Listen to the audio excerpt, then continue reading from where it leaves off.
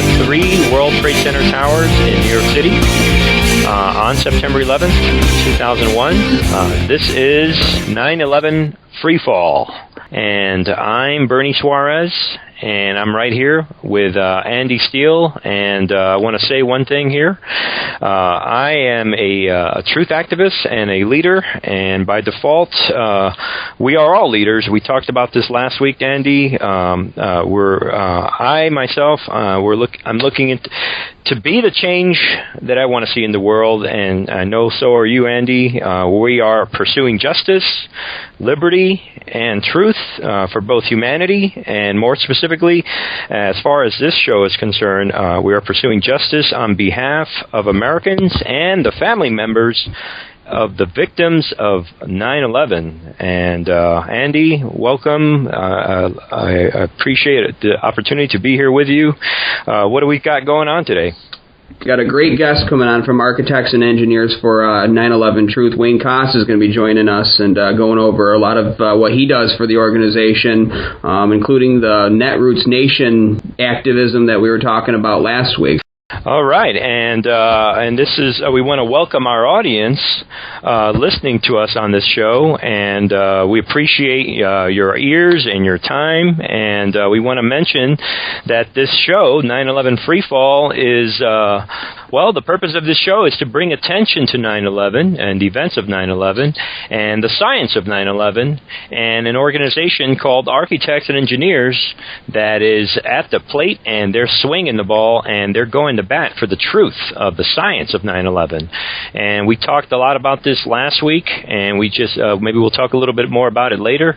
We want to remind everyone that Architects and Engineers is an organization of volunteers, of dedicated Americans and individuals in other countries that are dedicated to the science of 9/11. And we talked a little bit about the founder of the organization, Richard Gage, and we reminded people of some of the actions and activities going on at Architects and Engineers. And we'll talk a little more about that later, and the website being AE911truth.org, and our listeners can go there and see and read and see all the things that Architects and Engineers is up to. So we're very excited about that, and again, that is a focus of this show, in addition to talking about 9/11 and the different issues and the different angles on 9/11 truth, as well as volunteer opportunities and all that. So we'll get into all that later. 11 years after 9/11, experts are speaking out about what really destroyed the Twin Towers and Building 7.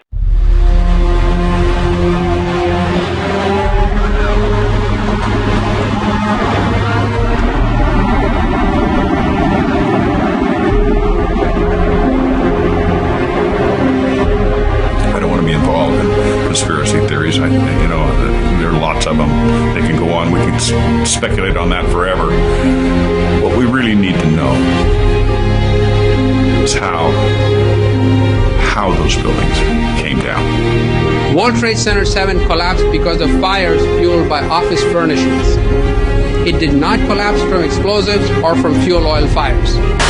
To undermine scientific integrity is to undermine our democracy. This is what NIST has done, denied and ignored crucial evidence. The American people absolutely need the truth of 9/11. More than 1,500 architects and engineers and 12,000 others, including many scientists, have signed the petition calling for a scientific investigation of the destruction of the Twin Towers and World Trade Center Building 7. The report, issued by the National Institute of Standards and Technology, referred to as NIST, was not valid science. They're talking about a single columnar collapse or failure that resulted in a total collapse of the building. Building number 7 descended in free fall for the first 100 feet, which means that there was absolutely no resistance to the descent whatsoever. So all of the columns really needed to be severed at the same time. The symmetry is the smoking gun. NIST has admitted it went into free fall for 8 stories. You don't need to be an engineer or an architect to see what happened to those buildings. Dit is controlled demolition. Zeker weten. Zeker weten. What I saw, it was a classic implosion. The center of the core, the penthouse area, starts to move first, and then the building follows along with it. NIST excluded the document from FEMA in Appendix C that documented the evidence of melting steel. In an office fire, you cannot generate enough heat to melt steel. There were these iron microspheres present in all of the dust samples. They needed to have been formed in extremely high temperatures. All the characteristics of the microspheres, along with what I see in the attack of the beams that were actually found, tell me that thermite was involved in melting those steel beams. In the dust, what we have found is a modern version of thermite, which we call nanothermite. NIST concedes that they found no evidence for explosives. So then we asked them, well, did you look? And they said, no, we did not look for explosives or residues of explosives. And in fact, the evidence is overwhelming that these red-grade crystals are very high-temperature incendiaries. And we have watched as scientific integrity has been undermined and scientific research politicized in an effort to advance predetermined ideological agendas. If this is a crime, I think everybody agrees it's a crime. Evidence was removed from the scene of the crime. You can't do science when you are deprived of the evidence and when your hypothesis is the least valid instead of the most likely. When the most likely hypothesis in the case of Building 7 wasn't even mentioned. This is not science.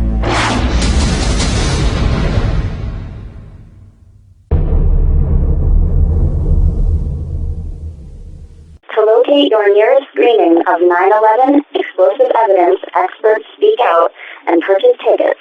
Go to 911expertspeakout.org. So today we have a very special guest. His name is Wayne Coste, and first of all, I'm going to say I have been a volunteer with architects and engineers maybe about a year or so, and just observing, and not just because he's here with us today, but Wayne is clearly one of the most active individuals in the organization. He's done so much for this movement and to get the word out. Without any further ado, welcome Wayne to the show. Well, thank you, Bernie. I'm glad to be here. And Wayne, I want to say I really do appreciate all the things that you're doing. For the audience, Wayne is a volunteer with Architects and Engineers.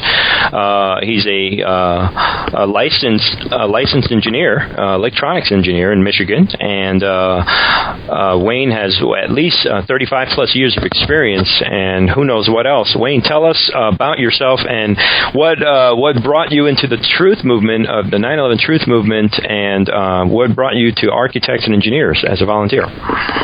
Well, thanks, Bernie. There's a lot of things I can say about this, but a little bit about my background is I've got a bachelor's in electrical engineering. I've been in the energy field for most of these 35 years, looking at national energy issues. And those are not really pertinent to the involvement I have with Architects and Engineers for 9/11 Truth. I'll simply begin by saying that most everyone who knows me knows that I'm an engineer, just by observing me and my actions and how I look at things. So on the day of September 11th, 2001, I got a call from my wife saying plane had hit the World Trade Center, and I said, oh yeah. So she said, turn on the TV, and so I did, and I was astounded that it wasn't just a little plane, but it was a big jetliner and all. And over the course of the rest of the morning, I saw the second tower being hit live on TV. I saw an hour later the south tower that was burning all of a sudden began to the top began to move and rotate, and then I said, "Oh my God, we're going to have an 80-story building. How can this be? How can this happen?" It's like, 80 stories. But then in the next ensuing blinks of an eye, the entire building just unzipped all the way down through the undamaged part of the building, and it was gone. And it's like my jaw hit the floor at free fall. I said, I'm going to have to wait. I'm going to have to have an explanation for this. I just can't believe what I just saw. And then for it to happen, another 15 or 20 minutes later or something like that, where the second tower just unzipped too, was just absolutely incredible. And I couldn't imagine. Wow. I just couldn't believe what I saw.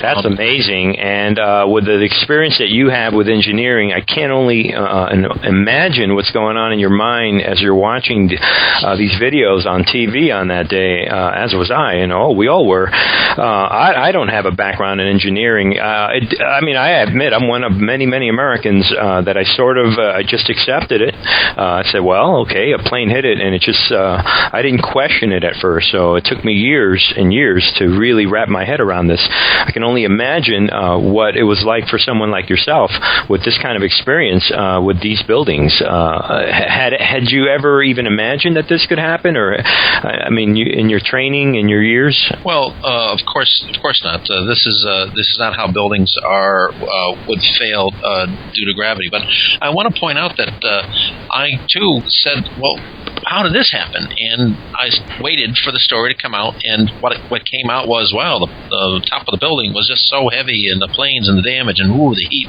was just so intense. And I'm looking kind of quizzically in my head here, what's going on? This doesn't sound right. But so I literally waited for years for a good explanation to come out. I had friends who would give me DVDs, Loose Change and Plain Sight and all these others. And, so I was aware that there were these questions, and boy, they sure looked kind of funky. But it wasn't until about 2008, I would guess. And so now we're talking 7 years later. I'd waited for a good explanation, and nothing sounded right. It was either too sketchy, or it didn't make any sense, or there's a miracle happens in the middle of it someplace, and that's kind of a part of a joke where two professors are talking at a blackboard, and there's all kinds of equations on one side, all kinds of equations on the other, and then it says in the middle there's a miracle happens, and one professor says to the other, you should be a little more explicit here.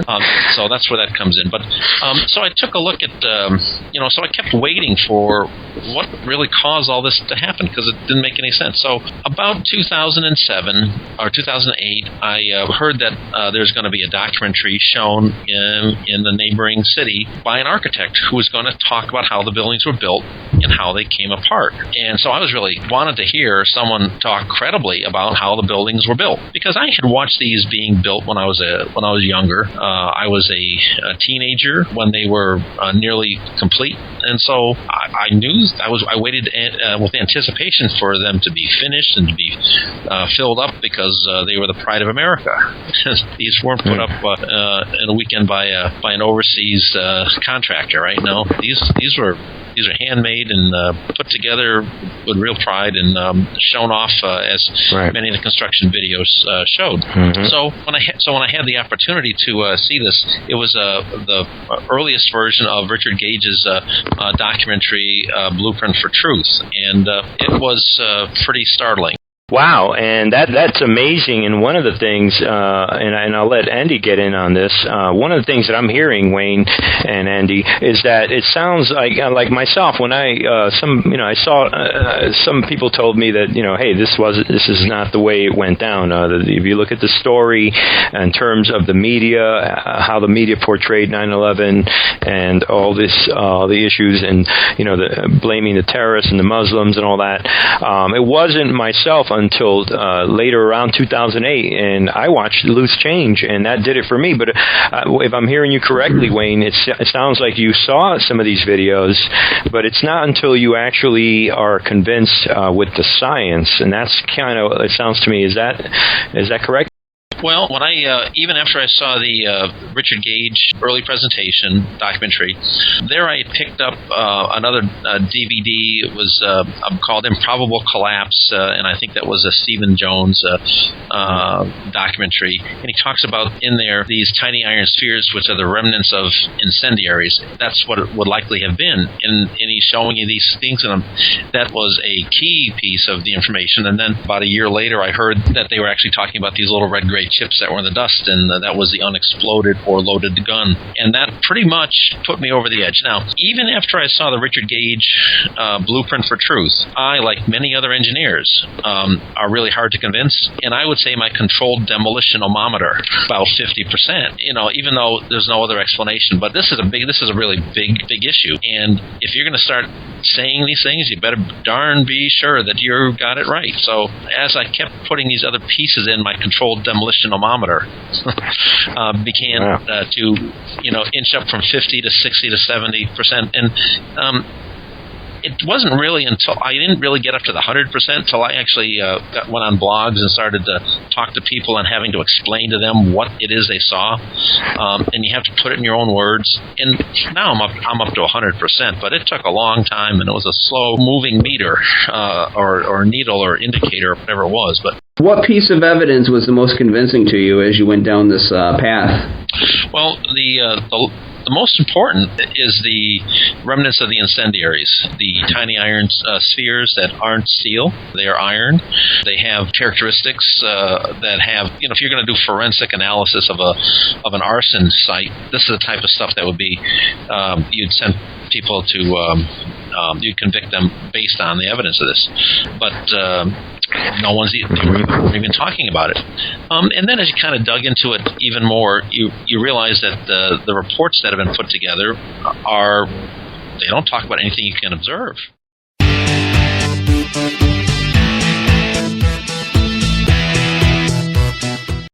Hey, this is Andy Steele from 9/11 Freefall. If you miss an episode of the show, you can go to www.911freefall.com and listen to our archive. Also, if you want to volunteer for Architects and Engineers for 9/11 Truth, you can click the volunteer button on the left side of the page. If you don't have the internet but want to be part of the team, you can call us at 510-292-4515. That's 510-292-4515. The line is open 24/7. Remember, don't be afraid to speak the truth, because the power of truth is greater than the power of the lie. We're talking about remnants of incendiaries and what really did it for Wayne, and the size of these remnants. Just for the audience, for the sake of conversation, we're talking about the thermite components that were discovered in the dust of the World Trade Center, and we're talking about the remnants of that incendiary, and we're talking essentially, and feel free to add to this, Wayne. We're talking about iron oxide particles, or what the chemical scientists describe as the microspheres of iron that were so small. I've heard up to 40 nanometers wide. They're so tiny that this small level of microspheres in these remnants cannot be found at such a small size unless you have temperatures far exceeding the temperatures of fuel fires. Bernie, I can elaborate on that a little bit. The dimensions are not things that I've ever focused on, so I can't speak to those off the top of my head. But again, this is one of the key smoking guns in my experience, in my journey from being a kind of a curious skeptic to saying this is really did happen and needs to be brought to light.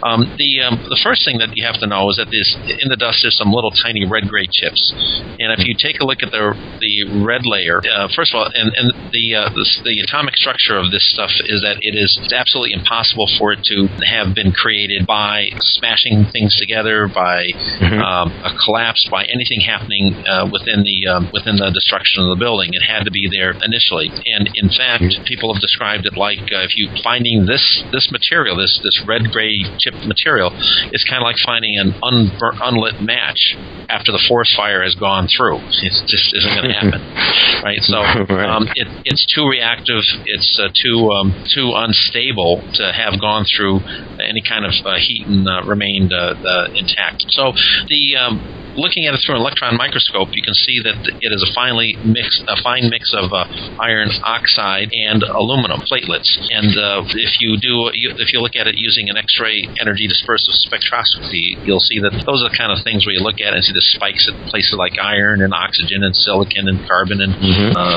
all the components that are there. And so the key things there are that there is aluminum and iron oxide. So that's been confirmed by these tests. And if you ask the question, is it explosive or highly energetic or what? You can put it into a device called a differential scanning calorimeter. And I don't want to go, I'm not going to give you a complete lesson in physics here, but this is a really cool device. Okay, you put a known amount of material in this device, and you put some heat onto it, and it'll get hotter. You put some more heat, it'll get hotter yet. More heat, it'll get hotter. If it starts getting hotter than the amount of energy that you're putting into it, then it's reacting exothermically all by itself. So it's combusting, it's reacting, it's doing something. So that's how you can tell whether or not it is it's burning or whatever. So if you compare this trace, so as you heat it up at about 420 degrees centigrade, it starts to become very exothermic. It releases it reacts very quickly, and then by the time you get up to, I think, 460 degrees, it's completely reactive. So it's a very sharp spike on the scale. If you take the best published nanothermite composite material from Tillerson et al. 2001, and you do the same trace, it only begins to react at about 420, 440 degrees centigrade. And it's not until it reaches about 520 degrees or so centigrade that it completely reacts, and then it drops off and it's completely reacted at the higher temperature. So if you can just imagine this in your head, World Trade Center particles, you start heating them up, and there's a big blip when it reacts, and the best published nanothermite begins to react at that time and doesn't kind of like get there until another almost 100 degrees. And what that indicates is that the red material and the red gray chips has a finer mixing of the atomic elements. So you've got the aluminum and the iron oxide are much closer together, so that once they start reacting, they goes off like gangbusters. Right. And many people have heard of this element here called thermite.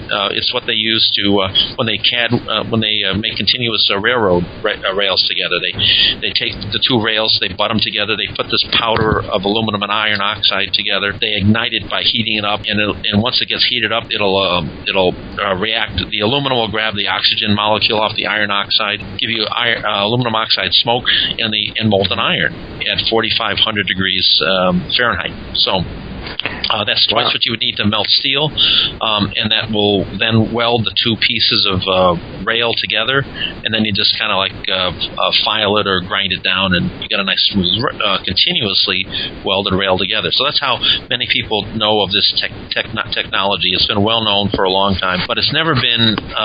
It's always been considered to be an incendiary where you can use heat to melt and destroy something. But it is not typically been known to be an explosive. But based on the results of the differential scanning calorimeter, you can see that it is in fact so highly energetic that it is. You can call it. Some people call it explosives. So that's my physics lesson for the day. We do appreciate that physics lesson, and we can't say enough. We do appreciate that, and that's a lot of chemistry, and a lot of people are not familiar with this. The military grade thermite, they call this thermate. I'd like to point people to a video that's available and some work done by Jonathan Cole, and people can Google the Great Thermate Debate, and in this experiment he mixes the thermite and the aluminum and the iron, and voila, he shows how it will cut right through steel beams. That is we do appreciate you sharing that with us, Wayne, and how it really did it for you, really convinced you, and it's good to know that even you were already active in this movement, but you were willing to essentially, for lack of a better way of saying it, give whoever the perpetrators may be in terms of, people say, it's the government did it or who did it. And, we don't get too much into the blame of who actually did it, but you actually gave it a chance. You didn't want to jump to any conclusions before, it's good to know you were convinced by the actual science. That's an example for a lot of people out there.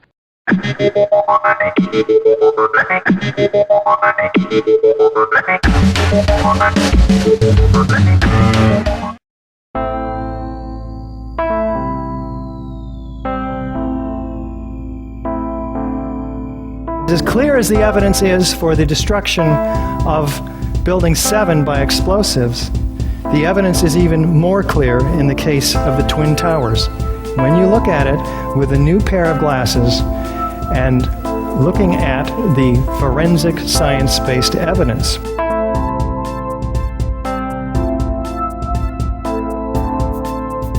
does it look like a gravitational collapse to you? What about those floors, those pancakes? This is a pancake collapse. We're looking for some pancakes down at below. But what I'm looking for is 110 floors with this kind of metal decking underneath 4 and 5 inches thick of concrete. An acre in size, each of them. 110 acres of these. How many floors do we find down at the bottom? Not 50, not 10, not even 1. We don't even find metal decking down there. Or concrete. There's hardly any macroscopic chunks of concrete. What happened to the metal decking? What happened to the concrete?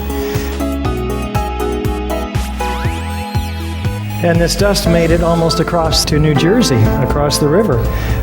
Thick, billowing, laying a carpet of 4 to 6 inches thick around lower Manhattan, pulverized to 100 micron to 10 mil particles, almost like talcum powder, some of it. It's very, very fine. Where's the grinder that produced this? 90,000 tons of it. In these clouds that expanded 10 times the volume of the buildings themselves in just 30 seconds. Now, the available gravitational potential in the whole building is about 110,000 kilowatt hours. That's basically the weight of the building times its height above the ground, evened out. But the expansion of these clouds has been calculated to require about 10 times that energy in heat, which produces that expansion. So we have a problem here.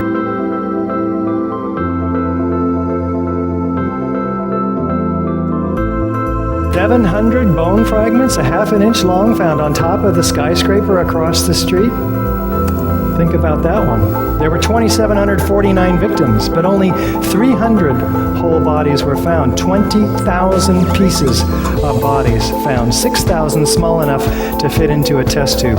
1,100 victims completely unaccounted for. In other words, no pieces large enough to gain any DNA from, vaporized.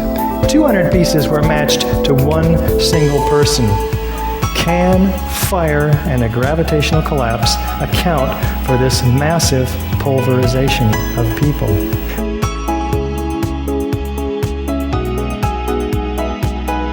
Architects and engineers for 9/11 Truth are at the apex of the 9/11 Truth movement. Why? Because we have those who have the necessary credibility to raise eyebrows and gain attention. We need to act. The power of truth is greater than the power of the lie. So get informed and begin to let the truth speak through you.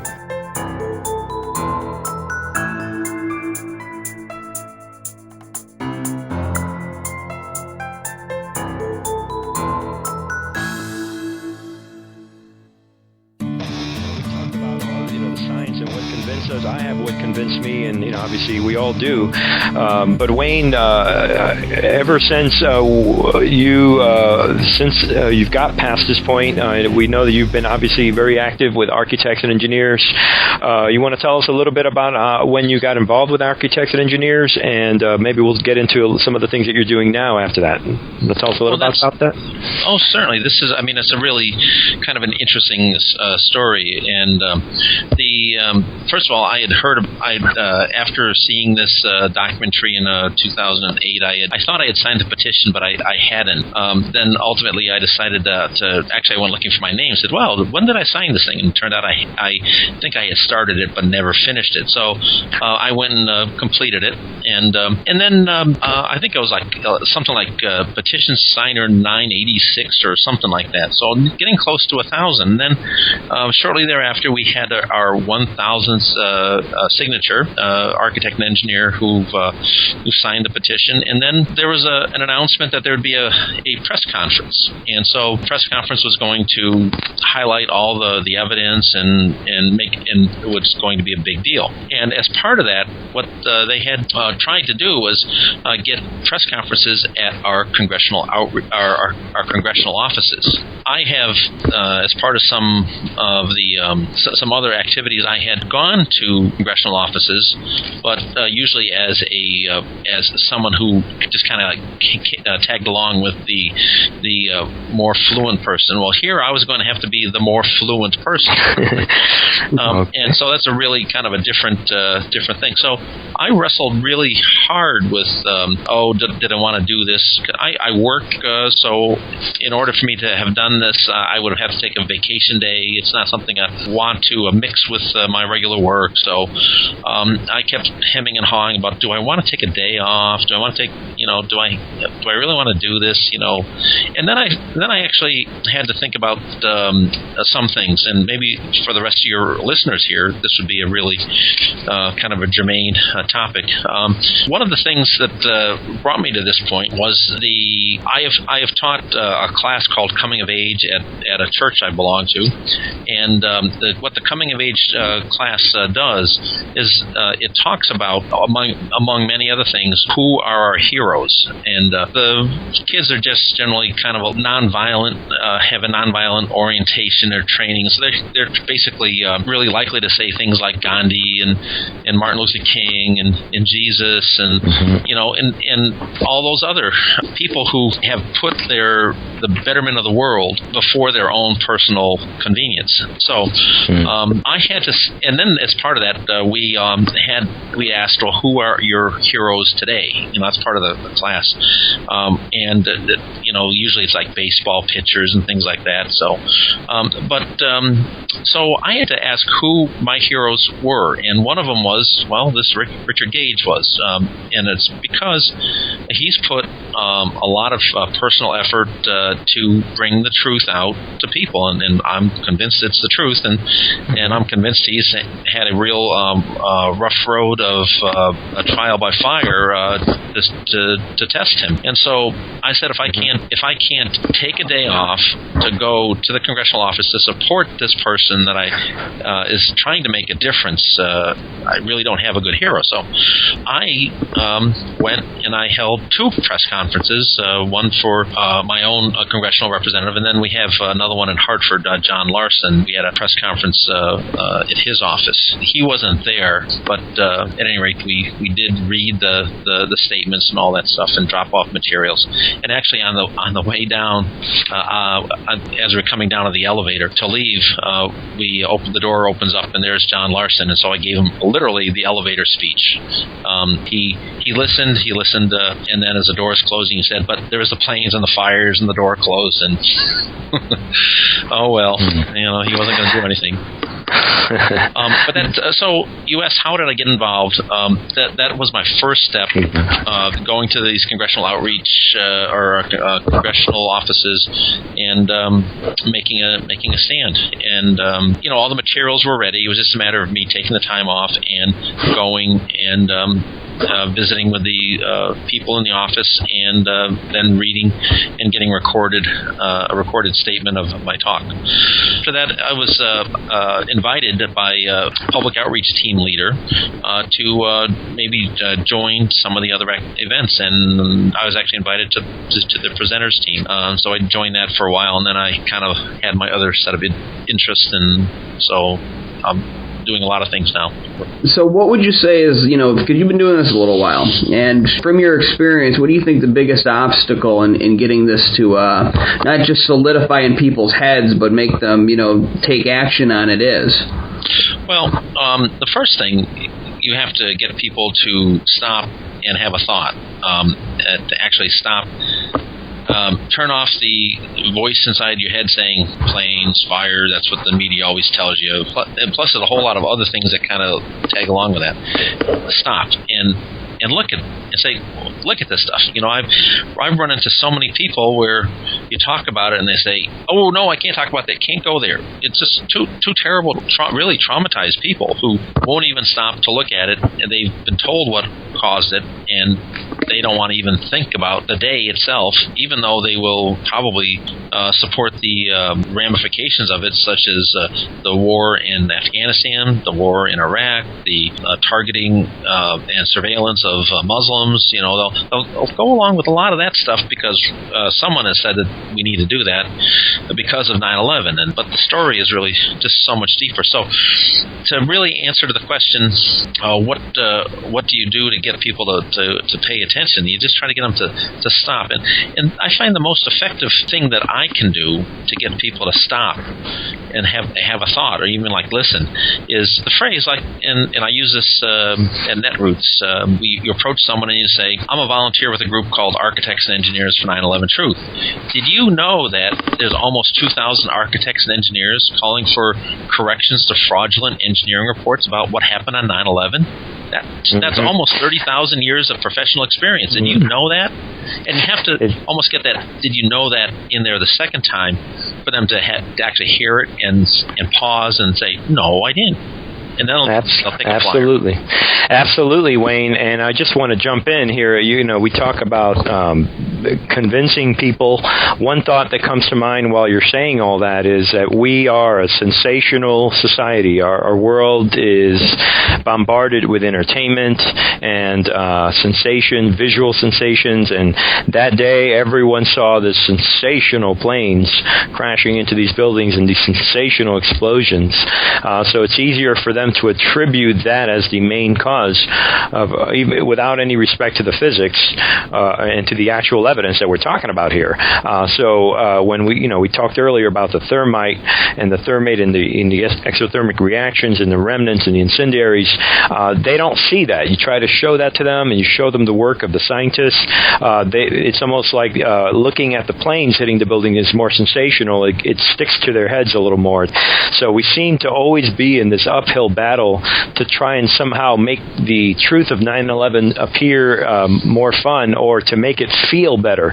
The problem is, I find that people, the official story feels better to them. It kind of goes along with everything else they're doing, and the suggestion that this event was pre-planned, these buildings were destroyed with explosives, doesn't feel so good. So it's just better, it feels better to just go ahead and believe the official story. So and that's part of our battle, and that's one of the things that I see, and we try to appeal to everyone on an intellectual basis with the science. So amazing. We appreciate what you're doing. So and Wayne, so it sounds like you're involved with the architects and engineers at the congressional level. That's got to be very exciting. I know you're constantly you're doing a lot of things out there, and you talked a little bit about being involved in some of these other activities. We're going to talk a little bit, Andy and I talked a little bit about an event, a recent event called the Netroot Nation, which, Wayne, you were very involved in. Want to tell us a little bit tell us your take now. We talked about a little bit about last week, and we talked about how this event essentially rejected the tabling. We were trying to get a 9/11 truth table on there for, is it architects and engineers table? They rejected the application. We've got, last thing we know of, there was no response from Netroot Nation. Want to give us a pick up somewhere here? Now tell us a bit about your involvement in Netroot Nation and what transpired.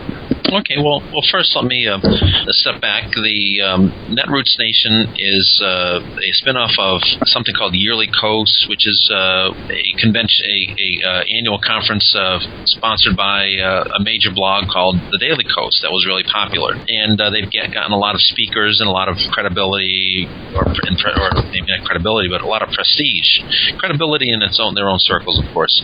So Netroots Nation has these ties back to the Daily Coast, and so when I heard that it was coming to a town near me this year in Providence, Rhode Island, I decided that possibly we could do something there, and I kind of percolated for a while, and when Richard Gage announced his 30-city tour for Experts Speak Out, he was going to be in New England starting on the June 10th, and this conference was ending on June 10th, and so it seemed like a perfect fit to try to put the two things together.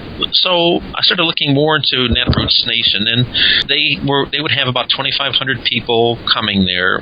There'd be all sorts of liberal, progressive bloggers, activists. They do trainings on how to be activists and do a lot of online stuff. And I said, well, that's us. That we fit into that mold. So let's see if we can get a table. Now I understand that it's that it was probably a chance that they would turn us down, but I convinced actually the 8911 Truths board to support it, and they supported the concept. So we applied for a table. One of the reasons this was a question is it would require $1,000. It would cost $1,000 for a 10x10 booth for these 3 days, and as you know, money doesn't come very easily to an organization like 8911 Truth that relies on donations.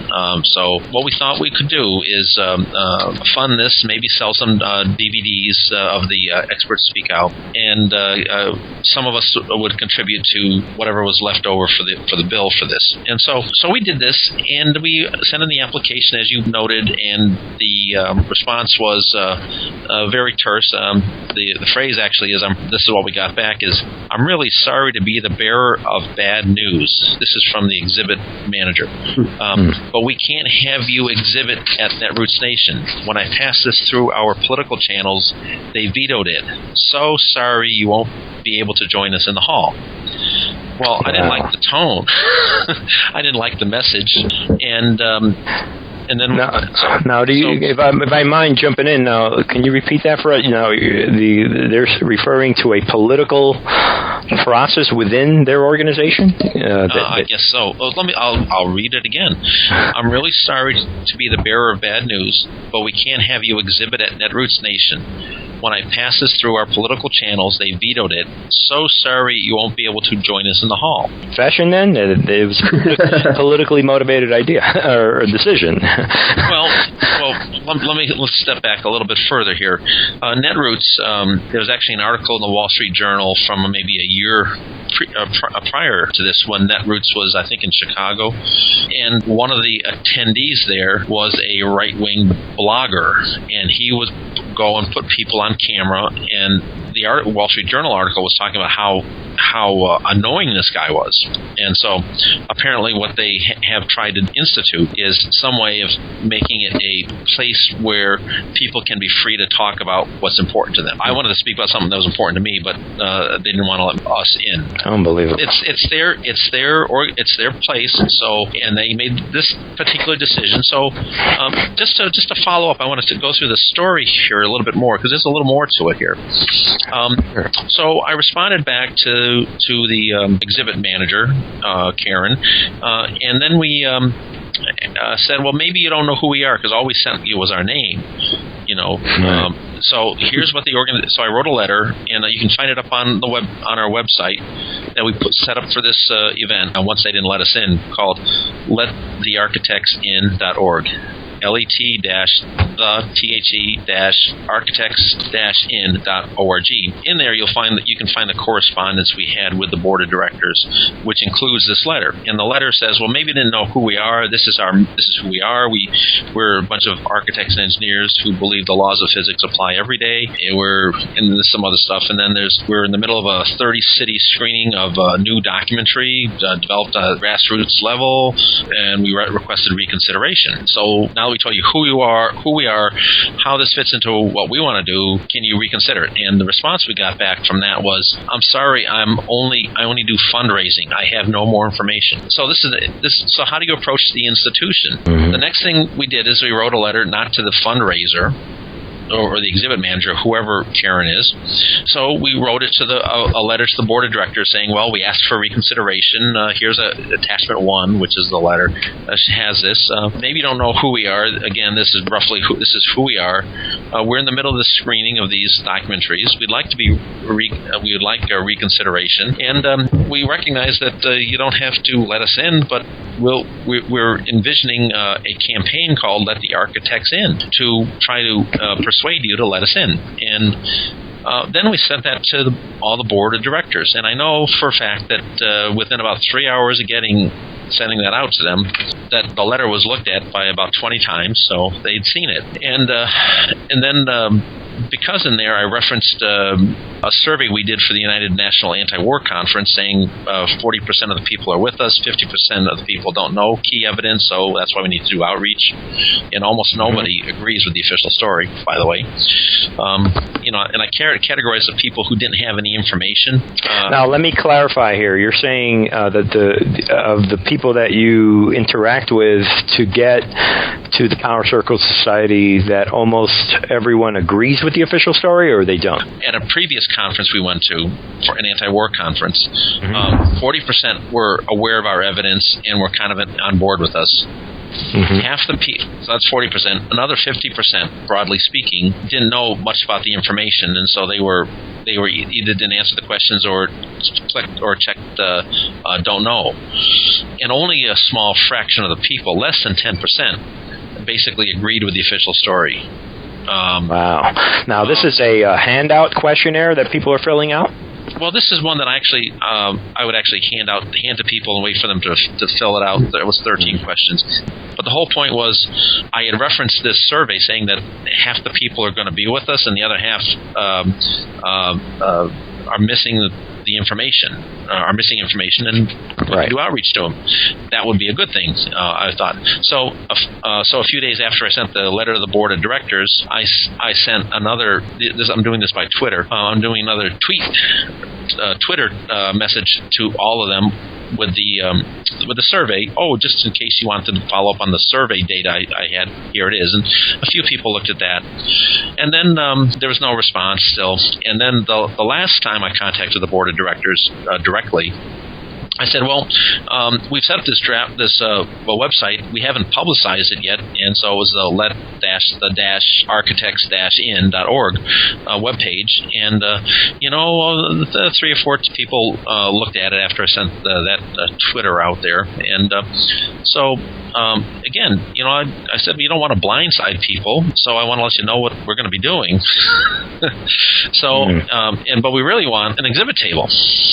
And so, and we together scratched up $1,000 of our hard-earned dollars to do it, but we got no response at all. And just as kind of a closing note on this, I'll say that when we went there, there was the initial kind of introductory open bar, crackers and cheese and things there, and I happened to spot one of the board of directors, and so his name is Adam Bowden, and so I walked up to him and said, "Hi, Adam, you're a member of the board." And he looked at my name and my badge and says, "I know who you are. I don't have anything to say to you." And he turned around and walked away fast. It's like, this is a board. Wow. I mean, for someone on a board of directors to behave this way, I found that I was shocked by the personal behavior of this particular board member. Well, Netroots Nation got a big backlash over this. I could see it on their Facebook page. People were writing on there, why aren't you letting the architects in? I'm very disappointed in Netroots Nation, and that reached up to their highest levels. Yeah, we did encourage people to post on Facebook, let the architects in, and for the first couple of days they were staying up there, and then they all got deleted. And anytime you post anything about this, it got deleted. I'm not sure that I don't think we're done with Netroots Nation, because they've done a survey. They're doing a survey of people who've attended, and I think the next thing to do is tweet to the Netroots Nation's people, letting them, the attendees, suggesting that when they do their survey of what they thought of the conference, that they should include a note about whether the architects should have been let in. For those of you that are listening, if you go to let-architects-in.org is the site that Wayne is talking about. Now, Wayne, is that there's a bicycle there, and the setup, was that your idea? Is that you on a bike there? And is that a banner that you put together and connected to the bicycle? It's hard to tell by the picture. Just take it on. In fact, the picture on the website is a photoshopped type picture. Now, there is going to be an article about this, and you will see me hauling a marquee. It's going to look a bit different, but it's going to be made out of PVC pipe, and it's one side is a "Let the Architects In" kind of motif, and the other one is the other side is a Richard Gage Coming to Town ESO poster. And so I rode around Netroots with this, and I have ring a little bell, because you can ride on streets if you follow the traffic laws. Turn signals, have bells, have reflectors, things like that. Right. And so I did. Because I thought that would get me brownie points for being a green marquee. Right on. And it did. What I'd like to also point out to your listeners here is there are my personal way of trying to do outreach is to get people to stop and have a thought. And by and this Netroots is a really good example of it, because we found that we were very successful with. Did you know that they didn't that we wanted to rent a table and spend $1,000 to rent a table at the exhibition hall to talk about science and physics, and they wouldn't let us? No, they would say. Really? That's not right. I mean, you get those kind of reactions. I've got a general question for the public. Did you know there was a third building that came down on 9/11 called the World Trade Center 7? That certainly is one of them. My approach is to try to come up with ways to get people to say, well, that's not right. What's going on here? So this not letting you into rent an exhibit booth is a good example of why wouldn't they? Of course they should. What's wrong? The other thing is when you go to talk to a candidate for running for office, some people want to say, well, you call for a new investigation. It's like, that's a really kind of a vague, open-ended question. It's both specific and really vague. Well, what's a new investigation? The Senate hearings, congressional, joint. But what I promote, although we haven't yet agreed to do this. This is my personal advocacy here. I think that when you go talk to candidates who are running for office, you simply ask them the following question. In order to promote transparency in government, there's a dispute about some technical reports. Will you arrange for a meeting between the government technical, a public meeting between the technical people and people who think that the reports are wrong, so to resolve the dispute? This is about the World Trade Center buildings and how they were destroyed. So, will you call for this meeting? That's simple. How can you say no? Small steps, small steps, and that's what it's all about. And I tell people we deal in packages here. We're dealing always with the crime, and then there's the censorship of the crime, or if you want to say the censorship of the exposure of the crime, and that's the truth of the science, in this case of 9/11. So there are two things going on all the time. So we do appreciate those words of wisdom, Wayne, and all your efforts, and we appreciate you sharing this effort with us with regarding the Netroots Nation and regarding your work with architects and engineers. We know that you're doing a lot. What's coming up for you next? I know we're running out of time here. You want to tell us what you're coming up? What are you doing next? What's on your plate now? Well, there's a couple of projects. One is we're putting together a library of some of our correspondence with members of Congress, so that we can reflect back to the world what we've been told. And some things are pretty interesting. Some things are pretty almost funny if you really have black humor about how they don't want to answer the questions. So we got that, and then there's we're considering putting together a project where we're going to be sending a fax to all the police departments in the United States, pointing out that there's evidence of a crime, and it may actually be a precursor to potentially other crimes. We all know that if a criminal gets away with a crime, the next one's going to be a bigger one. Absolutely, and that is what happened to Al Capone, and that's what happened to all the other mobsters, and we think that we haven't seen the end of whoever it is that did this. So absolutely, we do appreciate your time, Wayne, and this is a nation of laws, and in the end, it's going to come down to doing what's right, and we have to have a sense of morals, we have to have a sense of what's right, and we have to have a sense of law. We can't have a situation where things are lawless, and in the end, that's what this is about, is trying to make the world a better place, bringing justice to the table and accountability, and getting everyone on board with what is right, and making those that do wrong at least stand to accountability. So that's what it's all about, and that's what this show is about. And again, this is 9/11 Free Fall. I'm Bernie Suarez here, and I'm here with Andy Steele, and we have an amazing guest today, Wayne Coste. We do appreciate you coming on. Hopefully, Andy, we'll get some more volunteers on this show to share their work in the 9/11 Truth Movement. So until next time, this is Bernie Suarez, and saying goodbye on behalf of Andy Steele and 9/11 Free Fall. Stay strong and stick to what is right, and let's keep our battle for truth and justice. And this is a goodbye for everybody. Take care.